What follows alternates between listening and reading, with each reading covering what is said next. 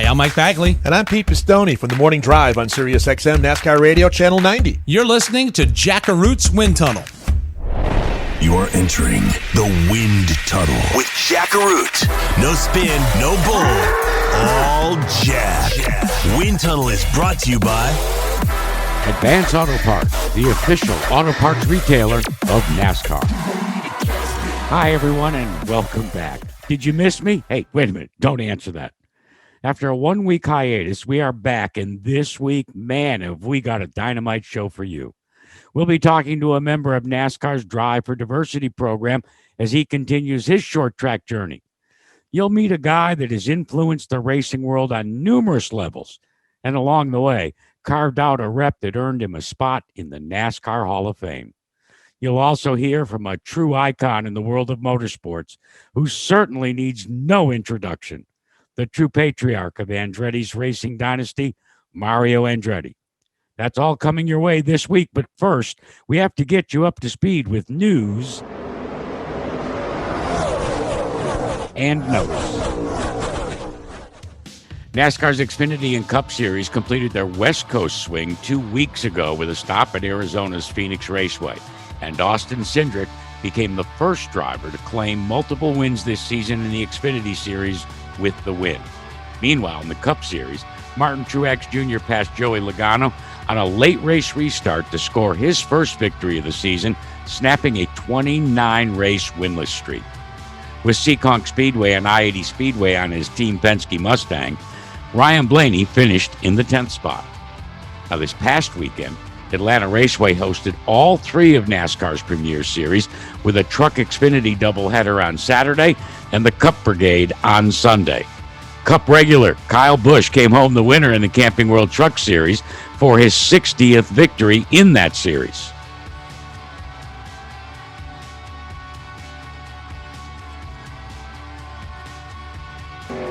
I mean, it's just a great opportunity to race and great stuff with KBM and Cessna Beechcraft for this Toyota Tundra. It was awesome, and can't say enough about my guys. Everybody at Kyle Busch Motorsports, they do such a great job and do a lot of hard work. And Justin Allgaier took the Xfinity checkers. Didn't start off the day like we wanted to. These guys persevered behind it. They pushed and made great adjustments on pit road. Jason Burdett and all the guys on the team did a great job. Just proud of the effort that we put in today. Ryan Blaney, who is carrying the names of Florence Speedway and the Greenville Pickens Speedway on his Penske Mustang C-Pillars as part of Advance Auto Parts Home Track Initiative, became the 6th different winner in as many races when he took the top honors in the Folds of Honor 500. Gosh, we had a great long run car all day. It took us a little bit to get going, and I'm happy it worked into our favor that there was a couple long runs at the end that let us kind of get there. And been good this year and had some bad breaks, and it's nice to close out a race like that. That was awesome. With Blaney's win, both Florence Speedway and Greenville Pickens Speedway each will receive a check for $1,500, courtesy of Advance Auto Parts. With short tracks starting up their seasons, we want to welcome the newest member of the Wind Tunnel team. He's the host of Performance Racing Network's At the Track, Lenny Baticki, who will let us know the winners on the Advance Auto Parts Weekly Series on a weekly basis. Thanks a lot, Jack, for having us here on Wind Tunnel.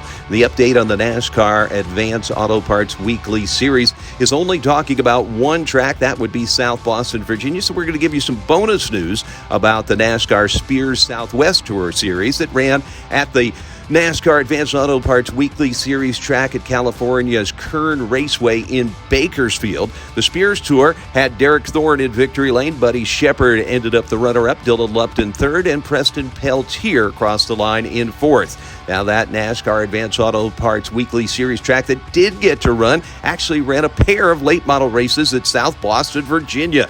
But Peyton Sellers scooped up both checkers. He took the double bill victory and looking strong to start out another charge towards the NASCAR Advanced Auto Parts Weekly Series National Championship. Keep your eyes on Peyton Sellers. He knows how to get the job done. He is a past champion. Now, coming up next Saturday, March 27th, the Turkey Derby will run at Wall Stadium in New Jersey. That's a historic one. Hopefully, everybody will keep their eyes on that one. Should be a great one. I am Lenny Baticki for PRN's At the Track. Follow all our grassroots racing news at PRN's At the Track on Twitter. See you next time right here on Wind Tunnel, Jack. Thank you very much. Thanks, Lenny, and we welcome you to the team.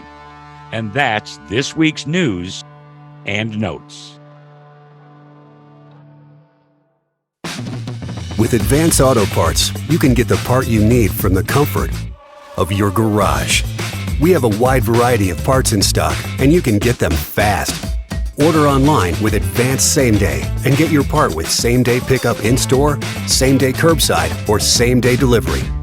It's the fastest way to get the part you need, where you need it, when you need it.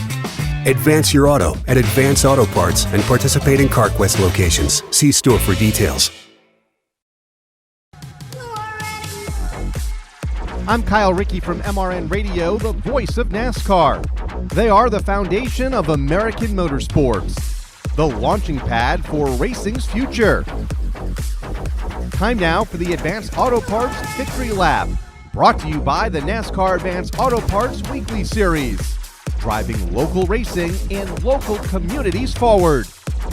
As you heard Lenny Baticki tell us, short tracks across America are shaking off the remnants of winter and starting their 2021 campaigns. Now, this past weekend, the famed South Boston Speedway in Virginia did just that with a day-night late model doubleheader, and a driver that was in that field is Rajah Caruth, who finished 6th and 7th in those twins. I had the chance to visit with the college freshman last Friday night before he ventured out to start his 2021 racing campaign. Rajah, welcome, and thanks for joining me. Thanks for having me, Jack. I'm glad to be here. Let's go back for a moment, because this, if I'm not mistaken, is your fourth year or third year in the NASCAR Drive for Diversity program. Started our third year in the program. Wow. What have you learned from that experience? Man, I've learned a lot from obviously the on-track stuff with how to race and what it takes to be good on the racetrack, but also about what it takes to put even a legend car on the racetrack, let alone a late model stock or an ARCA Menard Series car, how you have to be about it from early in the morning to late in the evening, and really just how to think. And I've learned a lot over the past. It feels like a long time, but it's really only been not even almost 2 complete years. So it's been awesome. You've pretty much, laid out an abundance of things that you've had to deal with and you've had to learn. Take one that's been most important and most impactful to you.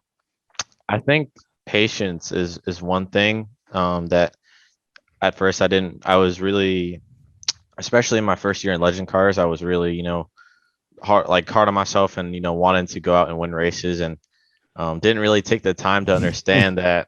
I mean, I had been racing on iRacing for like a year before I got into a legend car. So, that patience was the biggest thing, of trusting the process and keeping an open mind. And that even translated to being, somewhat intense moments in the race car as well. Whether it's late race restarts, or if someone's breathing down your neck, or you're having to pass somebody, just staying patient, staying, cool as a cucumber. And I would say that's probably the biggest or the most useful thing I've learned so far. One of them. There's so many young, talented drivers that came up through the ranks on that Charlotte Motor Speedway, little short oval. The transition from Legends cars to where you are now. I mean, you're talking about a lot more horsepower. You're talking about getting out there with guys twice, if not three, well, maybe not 3 times your age, but it's a lot different than running the summer shootout in Charlotte Motor Speedway. Yeah, it's a lot different, but don't get me wrong, that summer shootout, man, is stout. You've got kids and young adults from around the world, frankly, the best in legend cars. And racing that in the last few years was awesome to race against the best of the best and learn how they do things and learn from them and go toe to toe. So it's hard a little bit, just making that transition each year, but I've got a great group of people around me at Rev Racing, and outside of that, I have other guys in the industry that have helped me to just learn and improve. Like who? I would have to say a good amount of guys. Bubba Wallace, Corey LaJoy, Vargas, Alfredo. Wow. A lot of people have been really helpful to me. Josh Williams, Xfinity driver Josh Williams. and I mean, the list goes on. Jordan Anderson. I mean, there's been a lot of people that have just answered me and asking questions. It's been really, really good. I have to assume that you got tons of questions too. Yes. Yes. You had a couple of starts in the ARCA Menard series, but you still make your bones running late models at short tracks like South Boston. Tell me what, in your estimation, is the toughest thing when you're going after twin 75s this weekend? Yeah, I mean the toughest thing I think will be, I'm gonna be on a different Hoosier tire than I've been on before. It's a little harder, so kind of understanding the grip level and the conservation level of having two twin 75s. In the late model, the longest I've ran is like 100 lappers, so kind of having to change up mentally of okay, two 75s and not having been to South Boston either. And we've had the ARCA races this year were 175 and 200 laps. So, but those had brakes as well. So, let's say both of these go green. I've got to, that'll be the first time, that'll happen. And so I got to hope that I've been physically right for it. And hopefully we've got the car dialed in. I'm confident that we'll have a good piece there. I'm really excited, man. All right. So we're doing this interview and you're strapped into your simulator where you do your iRacing. So America wants to know, you haven't been to South Boston. How many times have you been to South Boston in the E Series? A good amount of time. Yeah, man. right. I mean, it's but I'm gonna be honest, like for the real life stuff, I mean, I've done a little bit of sim racing to refresh myself with the visual stuff, like going to Myrtle Beach for the first time last year and South Boston again coming up soon. But at the same time, I mean, I feel like it's been better for me to get a little bit of I guess a preface of the racetrack, and then when we get there, I mean, it's at the end of the day, obviously each racetrack is different, but it's just a racetrack, and you've got to give it respect, but also you can't psych yourself out of it and make it more difficult than it needs to be. I mean, we had never seen Florence and Greenville Piggins before last year, and we unloaded and we were really good. So I'm hoping we can do the same this year or Saturday. Talking to you, it strikes me that young Mr. Caruth is calm, cool, and collected. So when you strap yourself in that race car, and Rick Mears said this so many times, 4-time winner of the Indy 500, because he was calm, cool, and collected, and reminds me of you. He said, Jack, every time I put that full face helmet on, I could become a stark raving lunatic and no one would know. What about you when you put that helmet on? I would have to say, I mean, I'm pretty much the same, like pretty even keel and everything, even when the helmet goes on. I'm not even gonna lie, Jack. I mean, Mark Green is a very great resource to me, and we had I can't remember, it was at New Smyrna back in February, and when we were talking about our race post race, he was like, "Did you panic, Raj?" And I was like, "Yeah," but that was one of the few times I've done that. But I mean, I would say, and with that situation, I mean, I had never been in that situation with getting damage on lap 1 and then red gauges flashing at me. But I would have to say, I mean, I'm pretty much the same all the time. I mean, I don't really get riled up that much or that excited, really. So you talk about being part of the stable for Rev Racing. I think personally they are doing an incredible job in ushering youngsters and young adults like you and trying to mainstream you and fulfill your goal. Having that sort of support staff, what does that allow you to do as an aspiring young race driver that someday wants to follow in the footsteps of Darrell Bubba Wallace? Yeah, it's that we have a great amount of people at not only Rev Racing but in the Drive for Diversity program as a whole. In terms of specifically at Rev, I mean the amount of knowledge that some of our guys have, from Bobby Gill, Dougie Howe, Mark, Steve Plattenberger. There's some great names right there, my friend, and long-time veterans. Yeah, it's so fun to hear their stories and to be around them all the time and learn a lot. And then in NASCAR itself with Brandon Thompson, Jason Simmons. I mean, there's so many great people, and they're not only really helpful to me but my teammates as well, and asking our questions. And I love going over to Mark's garage and seeing his dragster over there and stuff. And I mean, it's a dream, man. I learned so much every time I'm at the race shop. I mean, I would have to say this winter I've learned a little bit of shot or light fab too. So, making some of my own stuff that's going on the race cars. So I've had a lot of fun with that too. Well, that's good training because you should know that if you bend it, you should have to fix it, at least at the level you're at. Definitely. And my next off season, I want to learn how to weld. I know that's like a big step, but I've learned a little bit of, like I said, a little bit of fab this winter. Hopefully we won't have to learn how to weld for fixing stuff. But I definitely want to continue to, I guess, build the knowledge of race cars. Like even before this year, like I didn't really know, like what a 3/4 wrench did. Like a lot of it was just, I was so foreign to it. And now like spending this winter down here and just learning, I mean, it's awesome.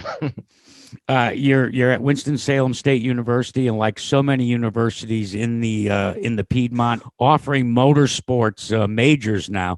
Explain to me what motorsports management is all about. Yeah, so that's really just a major where we learn about the not necessarily the driving stuff, but things about like shop foremanship, and I guess things of that sort. I mean, I'm still a freshman, so I'm still kind of doing like the maths and Englishes and stuff. So not your core. You're getting the core out of the way before you get your practical. Yeah, not the most fun, but it's still cool, and I'm excited for when I'm a sophomore and junior and stuff. And hopefully, I mean, at that point, I could be big ARCA racing or truck racing, and at the same time, still hopefully graduating in 2024. So it's been great so far. Listen, I couldn't be more pleased for you. You're articulate. You know where you're headed. You have the patience. Wish you the very best at South Boston. Go after it, my friend. And let's visit again real soon here inside the wind tunnel. That sounds great. Thanks for having me, Jack. Be sure to join us again next week for another trip to racing's grassroots with the NASCAR Advanced Auto Parts Victory Lap. Brought to you by the NASCAR Advanced Auto Parts Weekly Series, advancing the next generation of drivers and champions. I'm Kyle Rickey from the Motor Racing Network. Coming up next. Ray was, instrumental to the success that I had. I mean, he's such a driven person, really sharp. He knew not only how to work on a car and set up a car. He drove cars himself, so he understood it from the driver's standpoint, and that really helped us communicate. With Advance Auto Parts, you can get the part you need from the comfort of your garage. We have a wide variety of parts in stock, and you can get them fast. Order online with Advance Same Day and get your part with same-day pickup in-store, same-day curbside, or same-day delivery. It's the fastest way to get the part you need, where you need it, when you need it. Advance your auto at Advance Auto Parts and participating CarQuest locations. See store for details. No spin, no bull, all Jack. The Wind Tunnel with Rajah Caruth. All right, before we get to my next guest, a quick reminder that we're holding a very special Racing Fans Town Hall this coming Thursday night at 8 p.m. Eastern. And if you want to be part of this forum, all you have to do is email jackarootwindtunnel@gmail.com, and we'll send you a Zoom invitation with all the information on how you can join us. That's this Thursday, 8 p.m. Eastern. For your invitation, just email us at jackarootwindtunnel@gmail.com. Now, my next guest, well, he started his motorsports journey running modifieds at places like Wall Stadium and Flemington Speedway in New Jersey. Then he was hired by the International Race of Champions Series. From there, he started his crew chief career, first with Bill Davis Racing, and eventually he guided Jeff Gordon to 3 Winston Cup championships. He was a car owner for several years and has worked as a TV analyst. He was inducted into NASCAR's Hall of Fame in 2018, and now he's teamed up with former Cup champion Tony Stewart to present the Superstar Racing Experience, SRX for short, this coming season on CBS television. I am pleased to welcome an old friend, Ray Evernham, into the wind tunnel. Ray, I got to tell you, I was beginning to get afraid that the listing of all your accomplishments might leave very little time for an interview, but that turned out not to be the case. So, how are you? I'm doing great, Jack. It's great to see you. And we are old friends in a couple of ways. We've certainly got older, but we've been involved in this sport for a very, very long time. So we've come full circle now with certainly with the SRX program, and because you and I both were young men when I started with that IROC series many moons ago. And look, I think that what we also share in common is our racing roots. You know, born and bred, cutting our teeth with the open wheel modifieds on the short tracks of the Northeast. And I wonder what that instilled in you throughout your entire career. I think that, when your DNA comes from the short track, there's just something. There's something about the people that you grow up around, and that I really feel like we were so fortunate, Jack, to have grown up in a time where the people were good. Back then, there were people who worked hard. They worked their jobs and then worked on their cars at night. And there were many times that they sacrificed, or their family sacrificed so that they could go to the races. And when you went to the races, it was more than just a competition. It was a celebration. There was goodwill, there was camaraderie and fellowship. And I think I learned a lot of things about life and work ethic.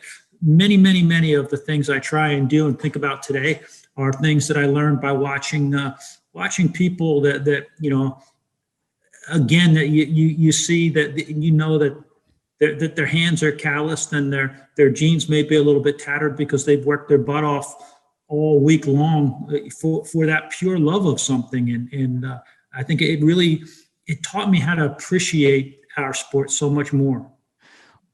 I wonder, where was it instilled in you at first to become an individual well before it was appropriate to think outside the box? Because all the way back to the International Race of Champions, can't be done was not in your lexicon. Let's figure out a way seemed to be the cliche you wanted to live by. I think because I loved racing, and I didn't know how to really go about it successfully.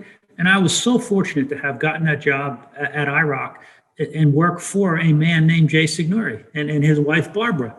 And Jay Signori, a lot of people may not know that name, but Jay Signori was not just the director and one of the owners of IROC, but he was the team manager. He was heavily involved in Penske racing. He was Mark Donohue's best friend.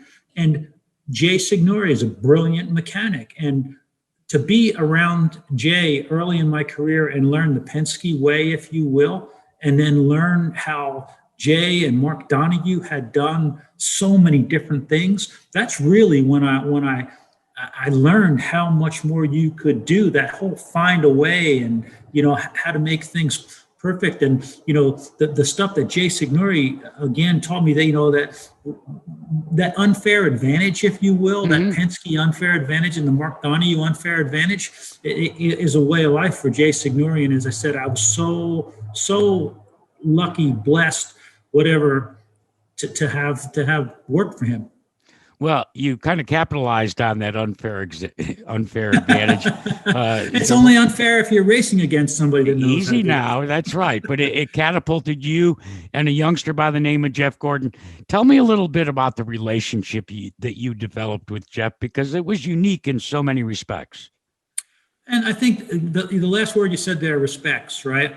And I think that respect is super important in any relationship. And Jeff Gordon and I have always had respect for one another. We still, to this day, we're great friends. We do a lot of things together. People will tell you if we're together for 10 minutes, we're acting no different than we did 30 years ago. But Jack, I think there was just something about Jeff from the first time that I met him, first time I ever worked with him. There was something pure and honest about him, incredible talent.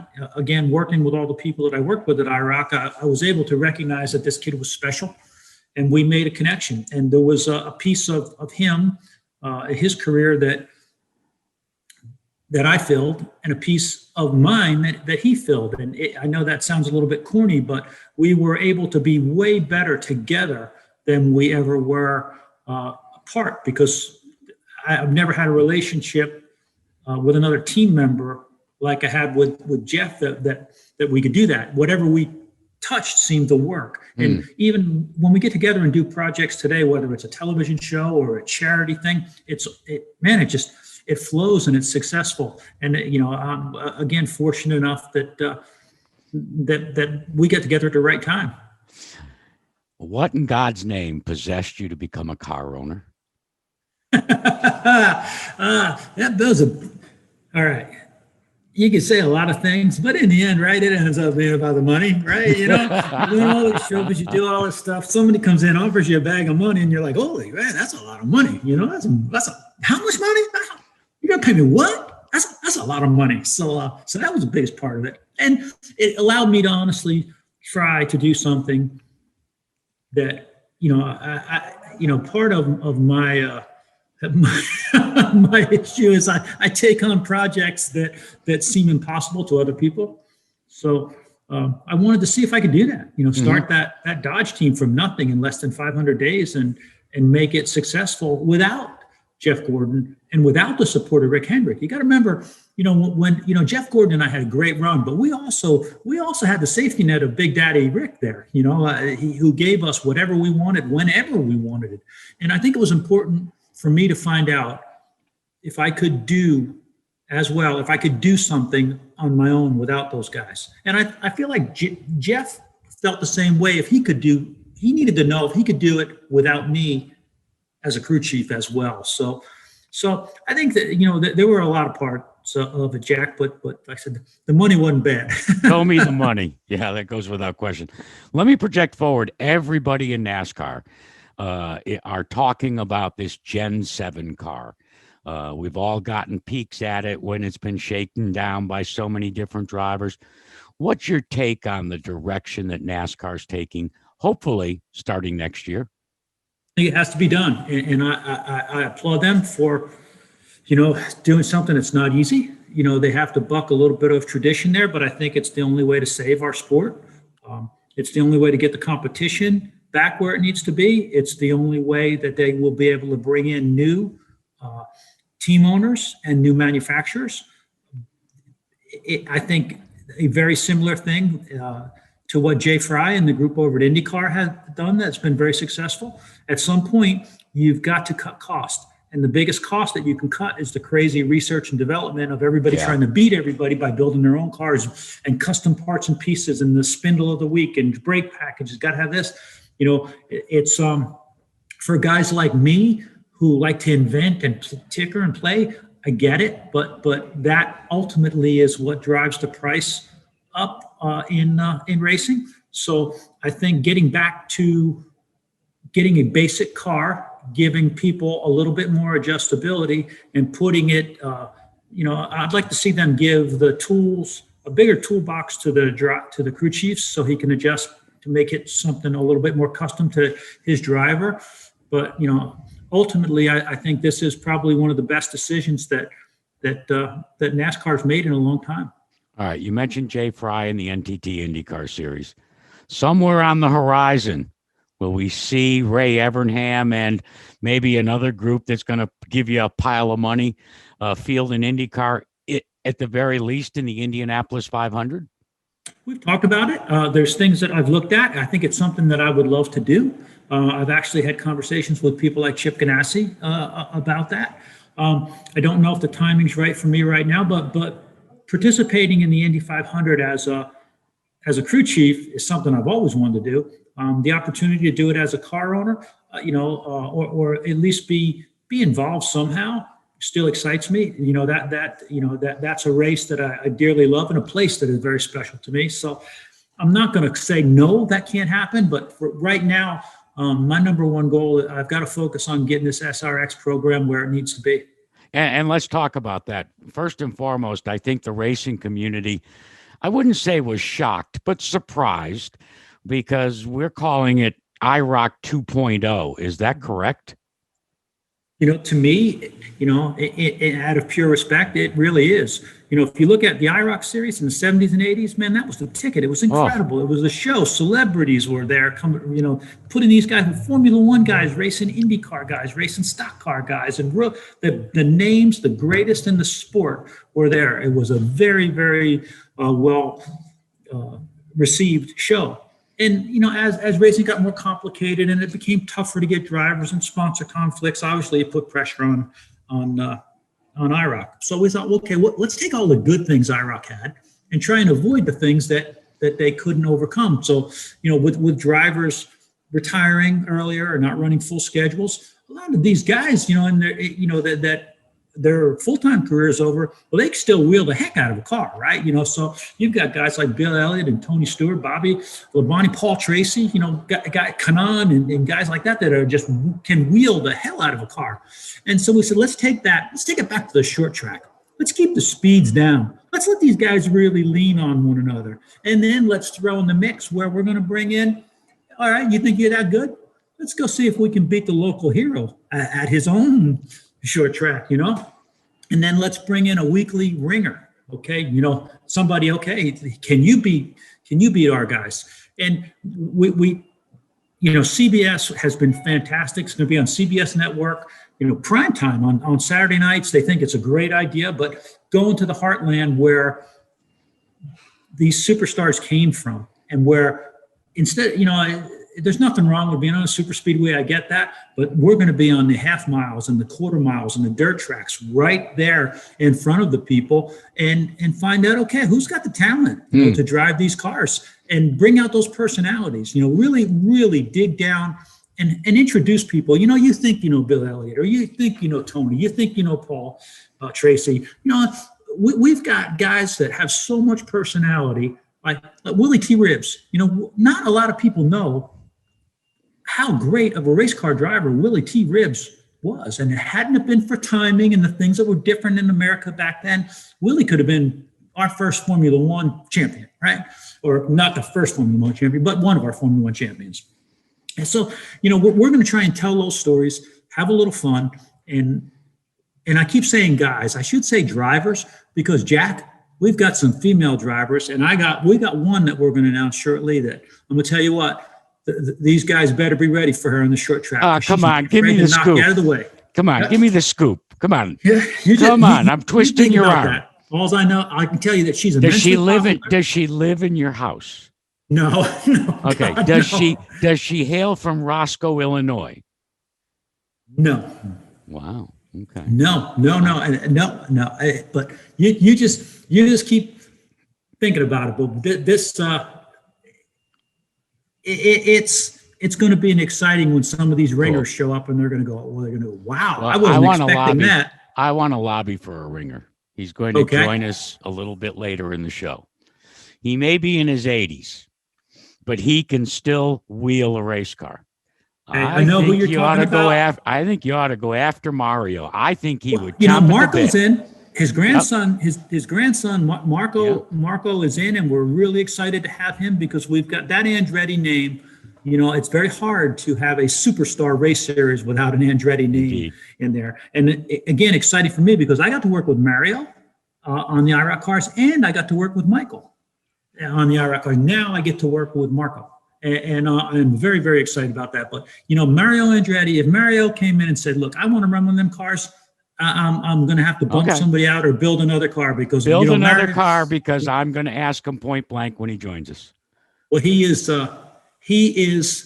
an amazing race car driver. To me, the world's most famous, the most recognized race driver in the world.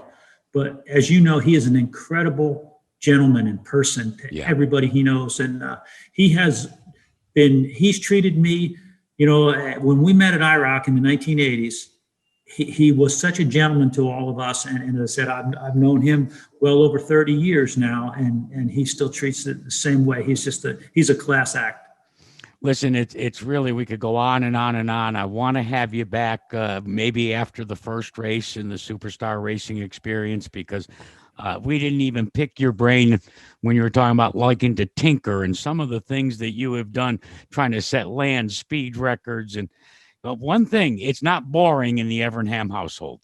No. We need to come back, because I got to tell you, when we did the year that we won Pikes Peak and Pebble Beach almost back to back, I was like, wait a minute, I'm a mechanic from New Jersey. I'm not supposed to be at either one of these places. Ray, it's a pleasure. Be well. Give my best to your family, and let's chat again soon, okay? Take care, Jack. Thanks for having me. We'll be back. And as I said, up next, you only need to know one name, Mario. This is the scene in the closing moments. The white flag, one lap for Mario Andretti, the young man who came to this country at the age of 14 as an immigrant from Italy. The checkered flag of victory. He's done it. Mario Andretti, front and center here on Wind Tunnel, after you listen to these messages. With Advance Auto Parts, you can get the part you need from the comfort of your garage. We have a wide variety of parts in stock, and you can get them fast.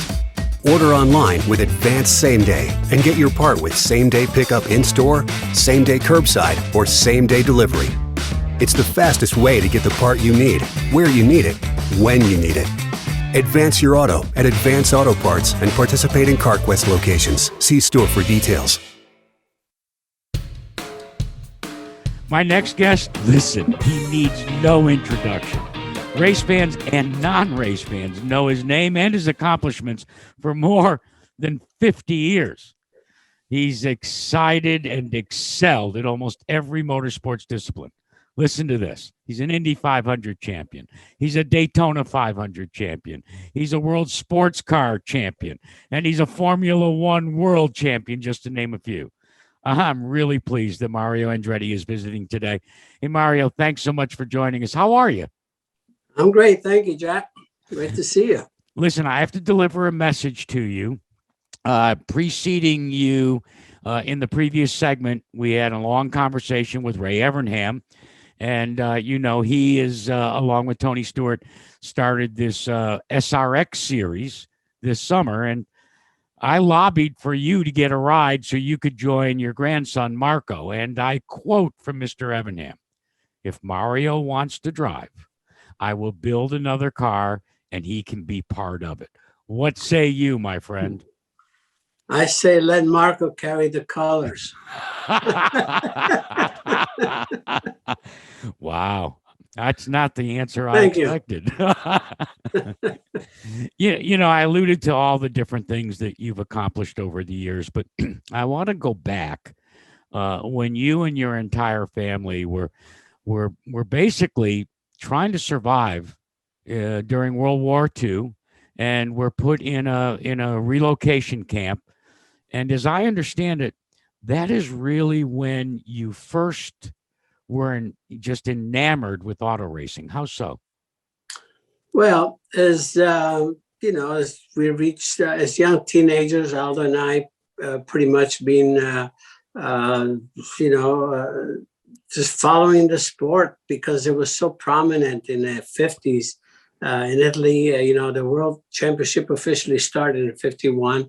And then there you had, you got the brands, Ferrari, Maserati, Alfa Romeo, all part of it. So in Italy, it was a big sense of pride. And of course, it was all over the place. They had, we used to go to the movies just because they would have newsreels. They would have intermission in the movies because they had to let the smoke out over the night.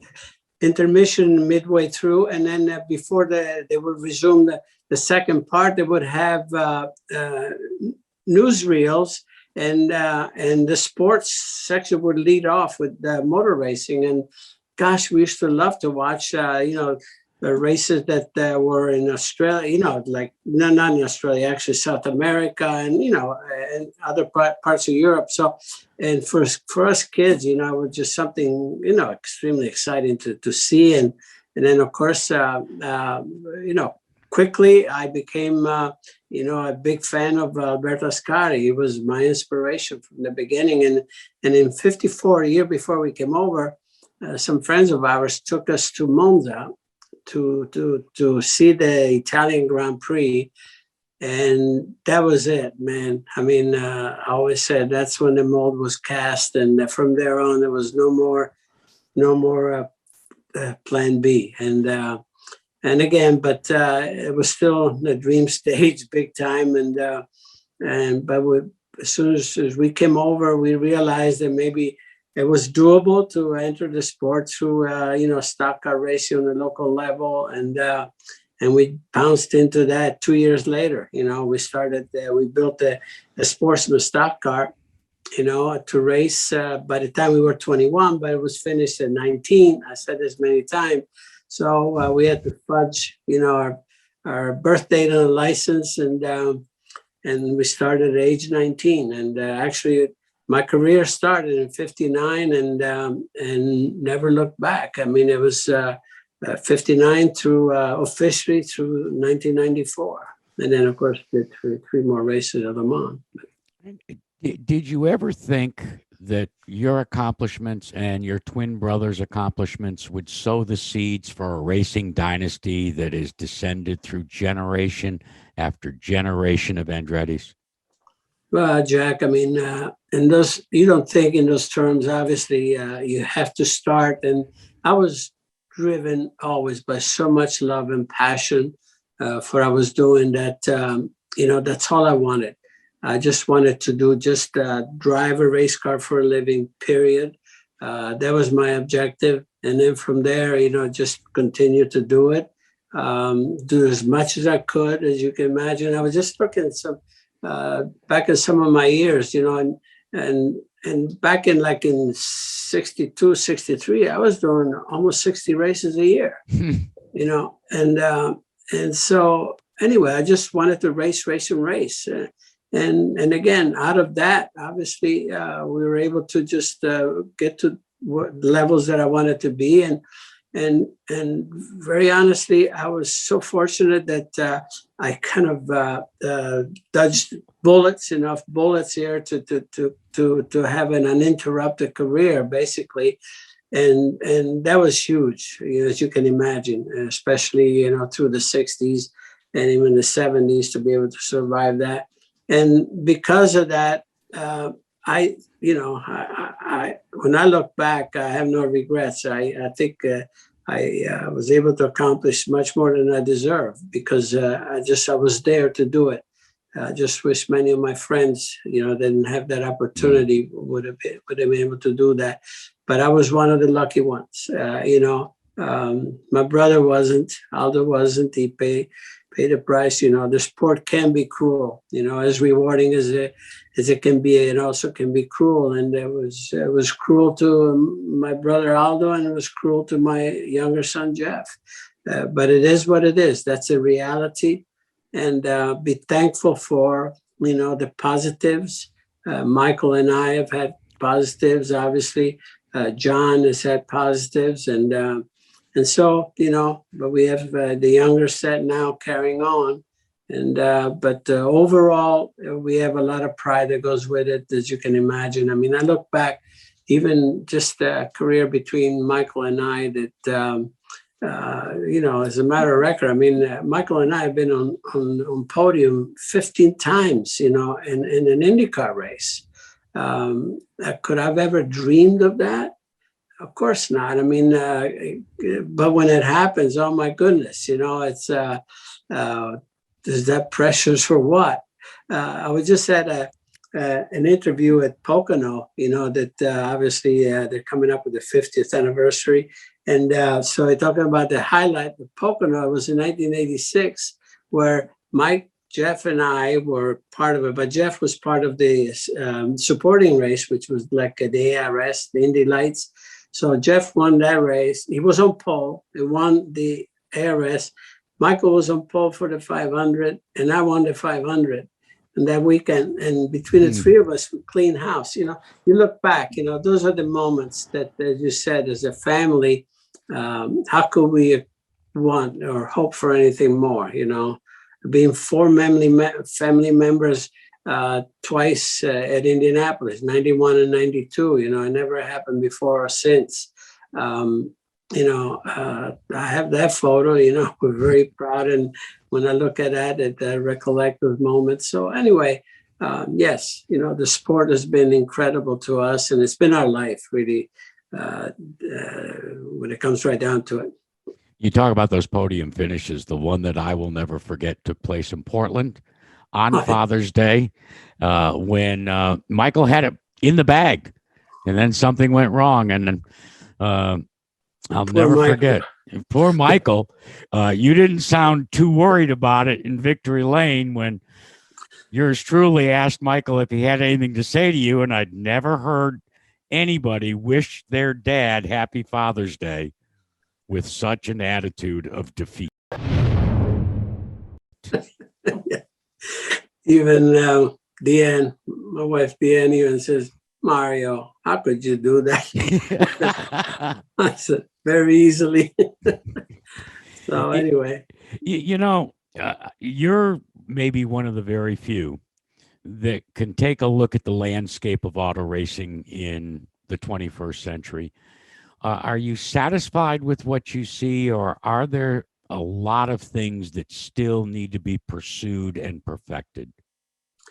Well, you could start nitpicking, here and there, but overall, I think when you look at the climate that we're in, even now with this pandemic that we're doing, our sport is really alive and well, actually worldwide. And you look at all the majors, and I think we've survived probably, I hope the heck it's the worst, but there's so much to look forward to. You got to look at the players, the protagonists, and the in IndyCar, how solid the teams are, and the talent, NASCAR, Formula One, the majors. I mean, look at the strength of IMSA and sports prototypes. Of course, you'll always have, great events like Le Mans and so forth. But anyway, in general, I think the sport is strong.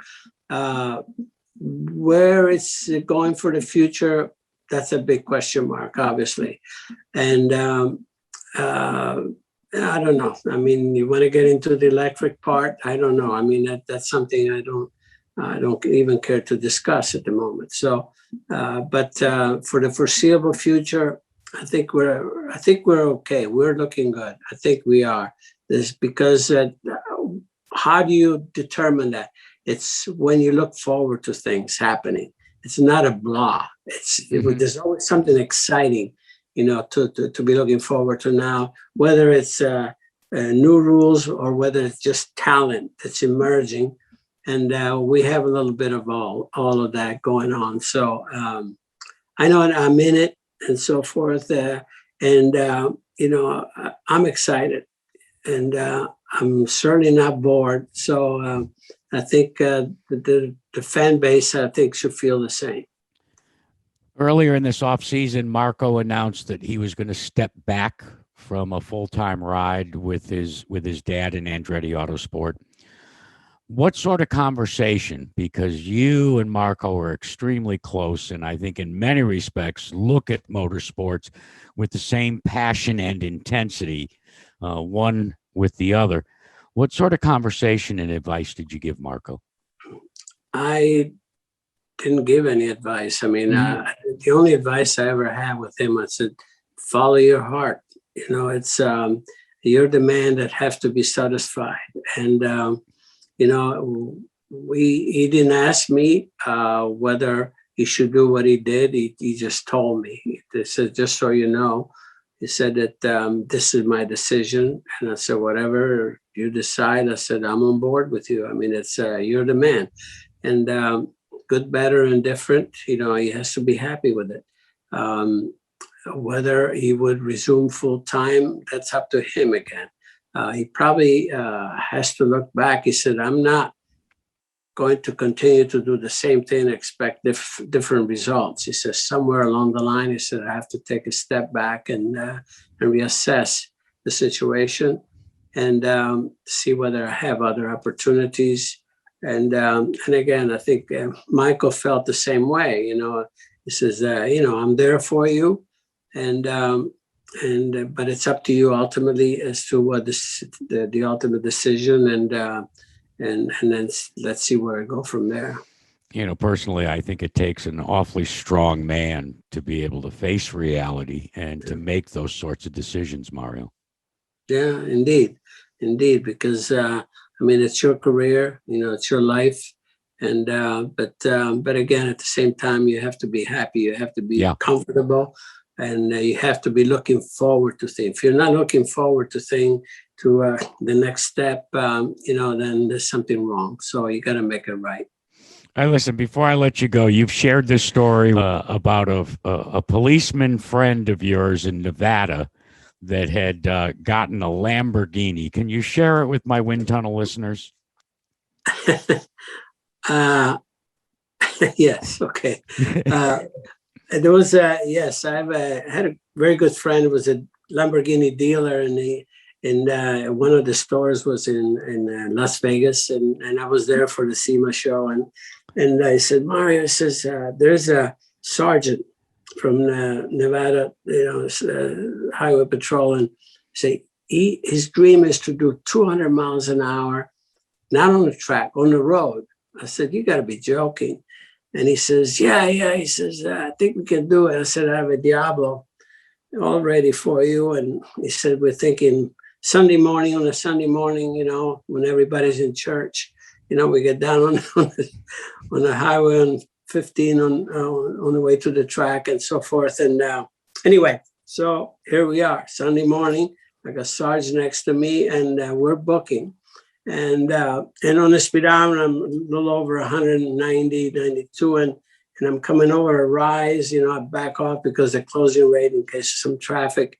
And as far as I could see, there was a trooper on the side that was already peeling off, and he must have had a warning, that we were coming. Somebody must have called in, but he had me on radar apparently.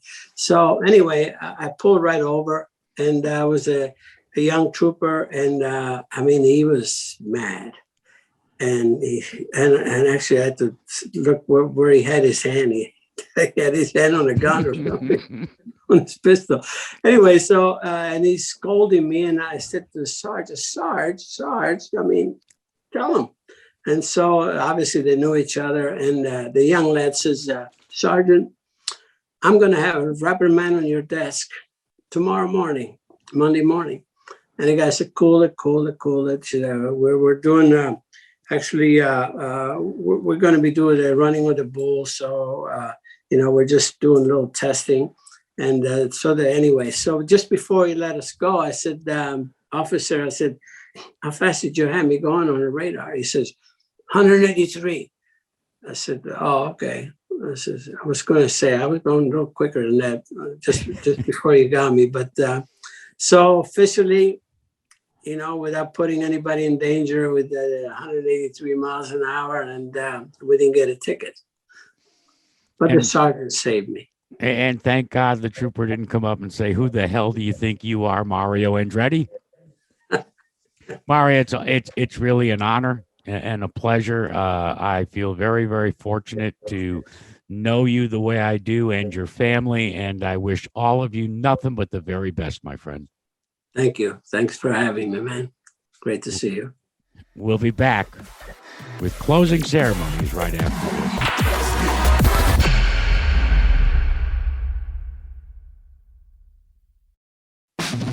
With Advance Auto Parts, you can get the part you need from the comfort of your garage.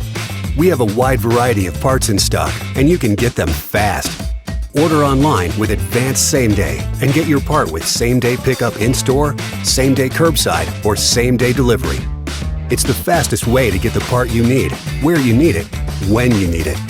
Advance your auto at Advance Auto Parts and participating CarQuest locations. See store for details.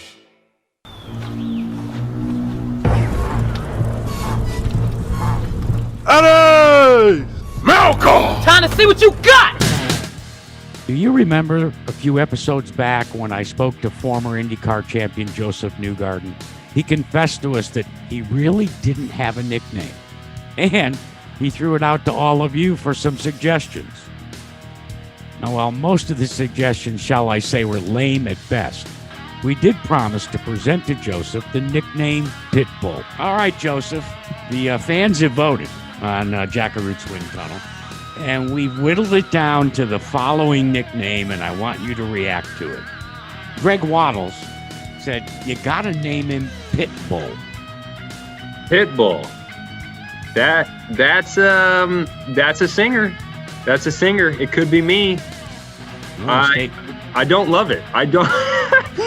Should I lie? I don't love it. Well, I guess it's back to the drawing board. That's it for Mail Call this week. Well, it's time to shut down the wind tunnel and turn off the lights for another week. Now remember, we're looking for fans to join us for a Racing Fans Special Town Hall this Thursday night at 8 p.m. Eastern. If you want to be part of this forum, all you have to do is email me at jackaruthswindtunnel@gmail.com, and we'll send you a Zoom invitation with all the information on how you can join us. That's this Thursday, 8 p.m. Eastern. For your invitation, be sure to email jackaruthswindtunnel@gmail.com. Many thanks to Mario Andretti, Rajah Caruth, and Ray Evernham for their time this week, and of course, their stories. I'm Jack Caruth, thanking you for your time and reminding you, keep looking out for each other.